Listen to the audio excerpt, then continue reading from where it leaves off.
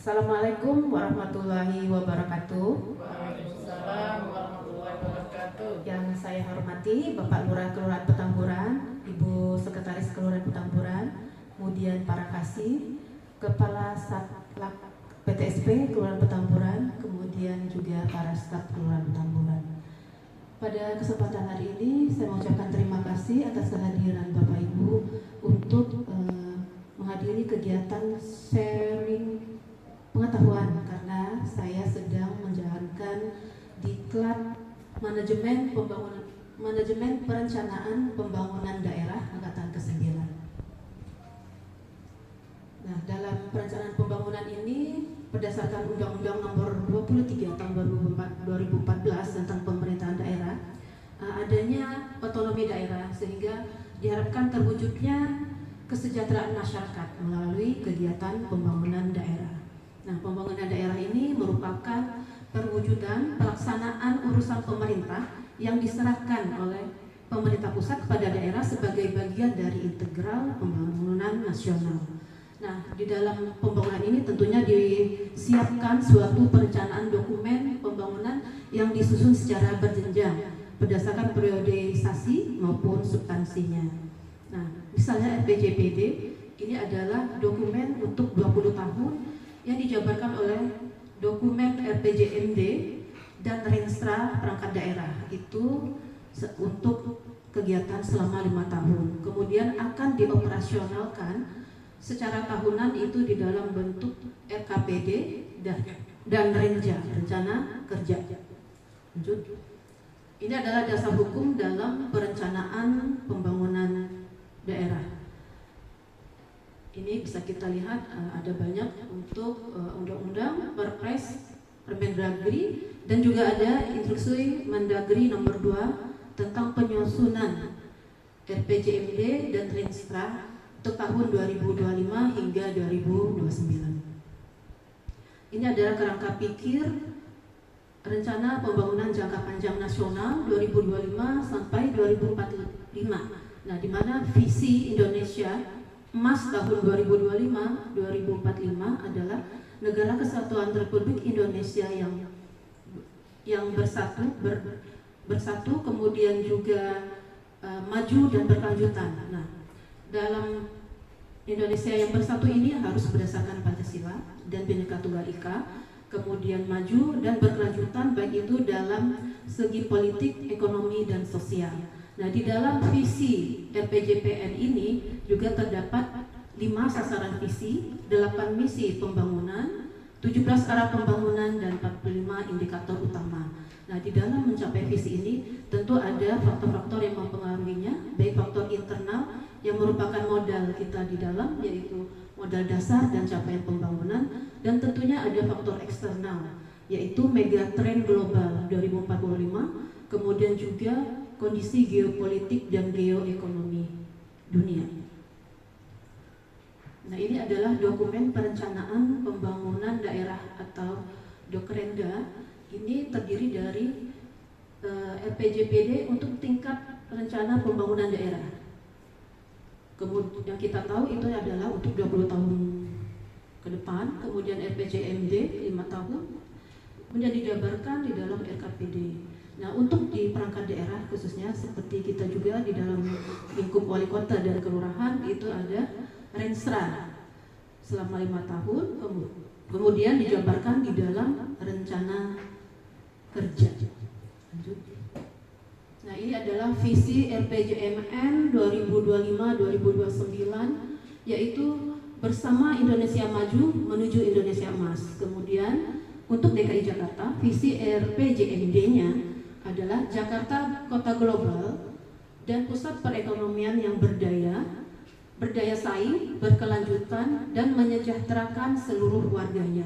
Nah, ini ada 5 visi untuk DKI Jakarta, dan ini semua ada di perangkat daerah yang untuk melanjutkan dan mewujudkan kegiatan ini, visi dan misi ini. Lanjut. Ini Renstra Jakarta Pusat tahun 2023-2026.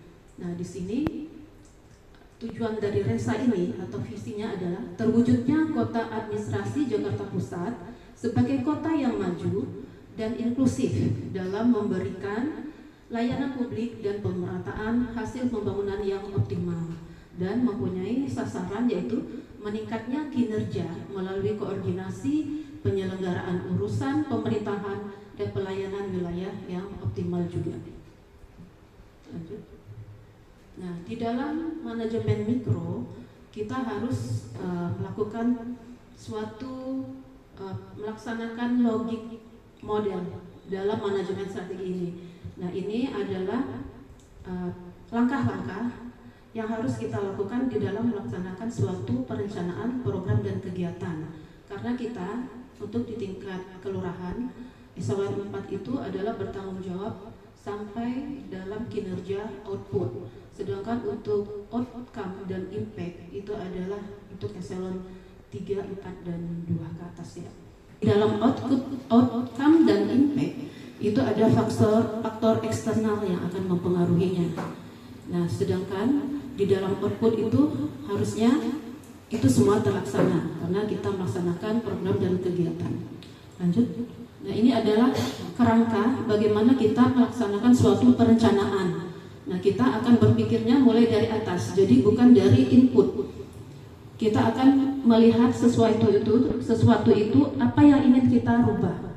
Jadi impactnya dulu ya. Maka kita akan melihat output, apa yang kita lakukan. Yaitu misalnya di sini terselenggaranya pelatihan bidang pelajaran tertentu bagi 5 guru SD, misalnya di Kabupaten Bekasi. Nah, dari sini juga kita akan menentukan aktivitas apa saja untuk mendukung terrealisasinya terselenggaranya itu.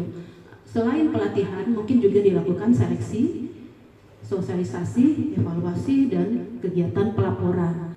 Nah, ini saya contohkan di dalam bidang saya sendiri, yaitu seksi ekonomi pembangunan. Nah, ini saya melihat kegiatan program yang ada di DPA tahun 2025. Nah, di sini ada program, saya akan menyoroti satu kegiatan saja, yaitu nama program pengelolaan kecamatan. Kemudian kegiatannya adalah pelaksanaan urusan pemerintahan yang dilimpahkan kepada camat. Kemudian subkegiatannya adalah pelaksanaan urusan pemerintahan yang dilimpahkan. Nah, terdapat banyak aktivitas subkegiatan. Saya hanya memilih satu, yaitu penyediaan bahan kerja PPSU untuk penanganan prasarana sarana umum dengan di tingkat kelurahan melalui dana alokasi umum, yaitu DAU. Lanjut. Nah, di sini saya mencoba logic model yang sudah dipelajari di dalam diklat itu. Maka yang pertama saya tentukan adalah impact. Apa yang saya harapkan dengan adanya kegiatan itu. Jadi kegiatan pertama adalah yang dipikirkan adalah bagaimana berkurangnya volume sampah yang dibawa ke tempat pembuangan akhir. Kemudian saya berpikir bagaimana outcome, hasil yang didapatkan untuk masyarakat, yaitu masyarakat dapat melakukan kegiatan pemilihan sampah. Kemudian, apa yang dikerjakan, apa yang harus dikerjakan untuk mencapai outcome dan impact tersebut, yaitu tersedianya 35 drop box yang mudah diakses di lingkungan pemukiman warga. Nah, apa saja aktivitasnya? Nah, aktivitas yang pertama yaitu membuat drop box pemilihan sampah yang akan diserahkan ke masyarakat. Ketika aktivitas kegiatan menjadi output, itu kita harus menentukan indikator. Nah, indikator output adalah jumlah drop box yang terpasang dan berfungsi. Kemudian dalam outcome juga harus ada indikatornya, yaitu bank sampah yang aktif. Kemudian akhirnya indikator untuk mencapai impact adalah tonase sampah yang dikirim ke tempat pembuangan akhir. Jadi indikator-indikator ini berada di output, outcome, dan impact, di mana indikator ini adalah sebuah alat ukur untuk mencapai tujuan. Lanjut. Nah, ini adalah kegiatan yang dilakukan di Kelurahan Petamburan, sudah membuat drop box 35 yang disebarkan di semua RW di Kelurahan Petamburan. Ya, ada lagi fotonya. Dan ini sudah mulai berjalan, dilakukan pemilahan dan pengumpulan sampah dengan harapannya tadi outcome adalah bank sampah dapat aktif di lingkungan Kelurahan Petamburan. Demikian yang dapat saya sampaikan untuk sharing pengetahuan materi diklat manajemen perencanaan pembangunan daerah. Mungkin dari Bapak Ibu ada yang ingin ditanyakan, silakan. Terima kasih kesempatannya yang diberikan. Izin bertanya Ibu, mengapa menggunakan Renstra tahun 2023 sampai dengan 2026, tapi bukan Renstra yang 2025 sampai dengan 2029? Tanya. Baik, terima kasih kepada Pak Haidir. Jadi untuk Renstra Jakarta Pusat saat ini menggunakan yang tahun 2023 sampai 2026 karena pada saat itu kita belum ada gubernur yang definitif. Jadi untuk sementara kita merancang Renstra untuk pelaksanaan kegiatan, program kegiatan anggaran hingga tahun 2025. Sehingga nanti ketika ada gubernur yang definitif 5 tahun ke depan, maka Renstra akan dibuat kembali untuk kegiatan program selanjutnya. Jadi untuk tahun 2025 kita masih mengacu ke Renstra 2023 sampai 2025. Bagus, Bu Rosita. Yang saya ingin tanyakan ini kan tentang rencana kerja. Jadi apa sih fungsi-fungsi dari suku dinas? Karena kita tahu di Pemda selain DKI itu tidak ada suku dinas. Dan saya tanyakan fungsi dari suku dinas teknis terkait di bawah wali kota, misalnya wali kota Jakarta Pusat. Terima kasih. Terima kasih Pak Lurah atas pertanyaannya. Jadi di dalam teori staf dan lini, jadi kita kelurahan adalah perangkat daerah yang di dalamnya berada di dalam naungan wali kota. Kemudian sudin-sudin teknis itu di dalam teori lini dan staf mereka berada di posisi lini. Nah, ketika sudin-sudin itu mereka seharusnya mempunyai tanggung jawab yang penuh terhadap tujuan organisasinya. Kemudian juga mereka mempunyai jalur perintah yang jelas sehingga pelaksanaan kegiatan-kegiatan teknis itu harus mereka kerjakan dengan lebih baik. Nah, sedangkan kita kelurahan, kecamatan itu berada di perangkat daerah sisi staf yaitu wali kota, sehingga kita hanya berfungsi sebagai koordinasi, fasilitasi, dan administratif. Sehingga apabila ada urusan lintas sektor, kelurahan itu tidak mempunyai staf teknis sehingga hanya memfasilitasi, mengkoordinasikan, kemudian mendelivery permasalahan itu agar dapat dikerjakan di tim teknis. Seperti itu. Baiklah, sudah selesai saya menyampaikan untuk sharing pengetahuan terkait diklat yang saya jalankan. Semoga hal ini dapat berguna untuk kemajuan program kegiatan kita selanjutnya sehingga kita dapat merencanakan kegiatan-kegiatan itu lebih baik lagi, lebih tepat, efektif, dan efisien.